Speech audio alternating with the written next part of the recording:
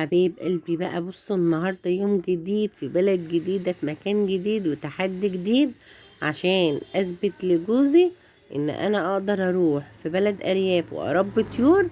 احسن بيقولي انت فاشلة. فشوفوا بقى كده هقدر ولا فعلا هبطل ومش هقدر.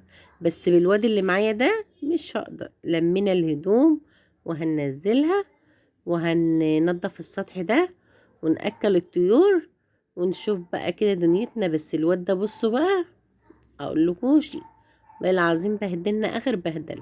يلا بقى متابعة واشتراك وقولوا بقى ايه، قولوا لا اله الا الله محمد رسول الله، وقولوا لي رأيكم في الكومنتات. هقدر ان انا فعلا اربي طيور؟ وما شاء الله في الغلا اللي احنا فيه ده شوفوا الطيور ما عندهاش اكل وما عندهاش حاجة يا عيني، بنحط لهم مية. ربنا المستعان. هنظبط الدنيا بقى كده. شوفوا بقول لكم ما شاء الله، تحيا مصر. الطيور مش لاقيه تاكل. هنشيل بقى كل ده كده وهننضف السطح. الواد ده بقى ايه، ابح يا تيتا ابح، وهو عايز ما شاء الله عليه عايز يذبح. شوف البط عيان ازاي يا عيني من قلة الاكل. يا حول ولا قوة الا بالله. قوموا بقى كده تنشطوا كده بقى، واللي عندها ايه سطح تقوم تنضفه وتكنسه وتعمل بقى ايه. البيت ده انا كنت عند اختي، ربنا يا رب يخليها لي ويحميها لي يا رب ويشفي لها بنتها. ادعوا كده لبنتها ربنا يشفيها ويحميها يا رب. إيه، كنت عندها وقلت لها بقى ايه، اطلع انضف السطح عندك كده واشوف الدنيا كده اخبارها ايه. واحنا كده نضفنا السطح اهو، نخش بقى الأوضة التانية دي كمان هننضفها ونخليها زي الفل ولا هتاخد مننا أي وقت.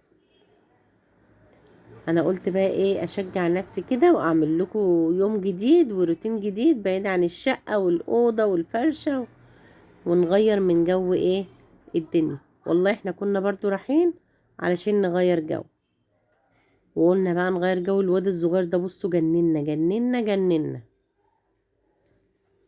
نظبط الدنيا بقى كده ونقول يا رب يصلح الحال ويخلي الحبيب والقريب والغريب، ويخلي لكل واحد يا رب اللي عندها أخت ما يحرمهاش منها، واللي عندها أم ما يحرمهاش منها، وما يحرمنيش منكم ولا من اشتراككم ودعمكم ليا ووقفتكم جنبي على طول.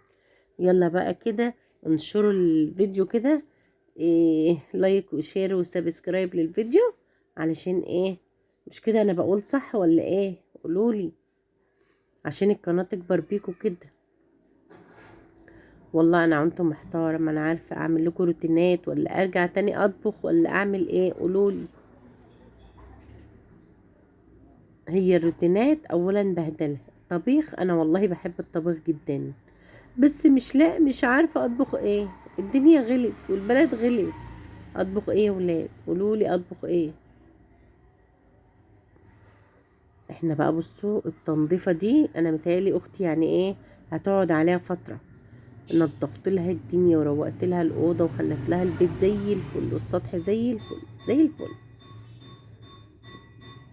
هو الفيديو قصير، انا مرضتش ادخل فيه حاجة تانية. طبعا احنا اتغدينا واتبسطنا عندها، بس طبعا كل واحد حر، احترام للمكان. ما حبوش يصوروا ان انا اصور اكل او اصور اي حاجة. وغسلت المواعين ونضفت المطبخ بعد ما خلصنا. بس طبعا ايه، كل واحد حر. صح؟ قولوا صح. اللي وصل لحد هنا يقول صح. ايه رأيكم بقى في الفيديو؟ صراحة انا امبارح فعلا كان يوم جميل جدا واتبسطنا. والولد اهو هدني هدني وطول النهار اذبح يا تيتا اذبح، ويجري ورانا ويجري ورا الفراخ وبهدلنا اخر بهدل. يلا بقى قولوا كده ايه، قولوا يا رب بارك ويا رب خلي، وقولوا كلمة حلوة كده في التعليقات وبلاش التعليقات السلبية. وانا بشتغل عشان القناة دي انا فاتحاها مصدر رزق. ربنا يخليكوا ويصلح حالكوا ويكبر بخاطر اللي يكبر بخاطري، ويزعل اللي يزعلني ويقول حاجة في التعليق تزعل. يلا بقى، احلى يوم والله العظيم. يلا اشوف وشكم بخير ان شاء الله.